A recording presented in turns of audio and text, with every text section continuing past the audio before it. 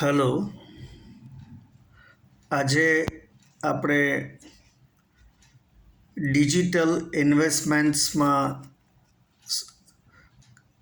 કઈ સાવધાની રાખવી એ બાબત થોડી વાત કરીએ. આજના સમયમાં ઘણા નાણાકીય રોકાણો ડિજિટલ પ્લેટફોર્મ દ્વારા થાય છે, જે મોબાઈલ, ટેબ્લેટ, આઈપેડ, લેપટોપમાં જોઈ શકાય છે.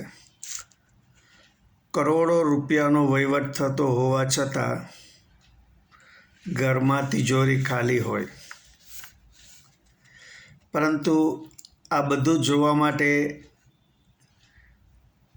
દરેક જગ્યાએ આઈડી અને પાસવર્ડનો ઉપયોગ કરવો પડતો હોય છે, કારણ કે આ બધા વ્યવહારો પાસવર્ડ પ્રોટેક્ટેડ હોય છે.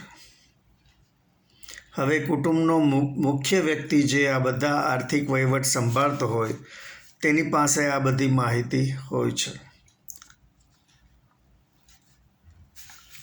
હવે જો તે આ બધાની લેખિત નોંધ ન રાખે અને તેને અચાનક કાંઈ થાય તો કુટુંબીજનો આ બધામાં લાચાર થઈ જાય.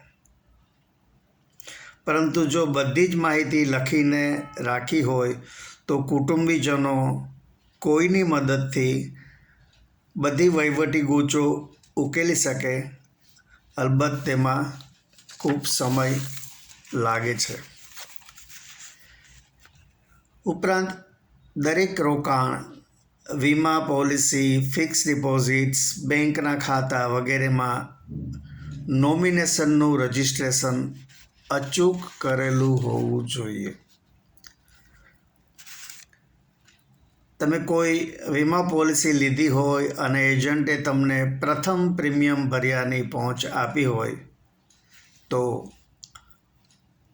યોગ્ય સમયમાં વીમાની પોલિસી આવી જવી જોઈએ અને તમારે તેને સંપૂર્ણ રીતે ચેક કરી લેવી જોઈએ, કારણ કે પૈસા મેળવવા માટે આ ખૂબ જ અગત્યનો દસ્તાવેજ છે.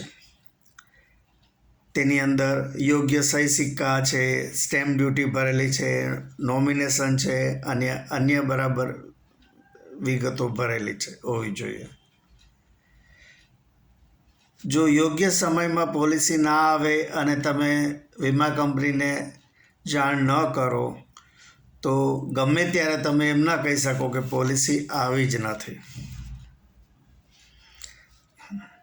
માટે પોલિસી મેળવી લેવી અને તેને સેફ કસ્ટડીમાં રાખવી ખૂબ જ જરૂરી છે. તમારા ઘરના ભલે વાંચે કે ન વાંચે, દરેક આર્થિક રોકાણ, વીમો વગેરેની લેખિત નોંધ ઘરમાં જરૂર રાખો.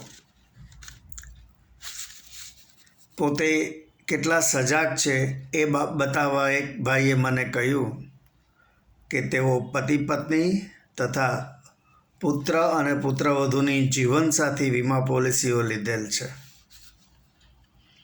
મેં કહ્યું, સારી વાત છે, પરંતુ બંને પોલિસીમાં નોમિનેશન તો કર્યું છે ને? તો મને કહે, જીવનસાથી પોલિસીમાં નોમિનેશન ન હોય, કારણ કે પતિને કાંઈ થાય તો પત્નીને લાભ મળે અને પત્નીને કાંઈ થાય તો પતિને લાભ મળે. ત્યારે મેં પૂછ્યું કે અકસ્માતમાં બંનેનું મૃત્યુ થાય તો?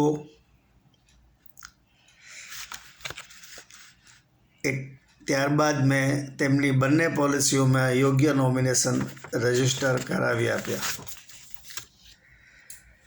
કહેવાનું તાત્પર્ય એ છે કે જો આ બધી માહિતી તમે લખીને તમારા કુટુંબીજને નહીં આપો અને તમને કંઈ થશે તો કુટુંબીજનો તો મુશ્કેલીમાં મુકાશે અને ઘણા ઇન્વેસ્ટમેન્ટ એમને ઉડી જશે. આપને જો મારો આ વિડીયો ગમ્યો હોય તો લાઈક કરજો, આપના ગ્રુપમાં શેર કરજો અને મારી ચેનલને સબસ્ક્રાઈબ કરજો. આભાર. આવજો.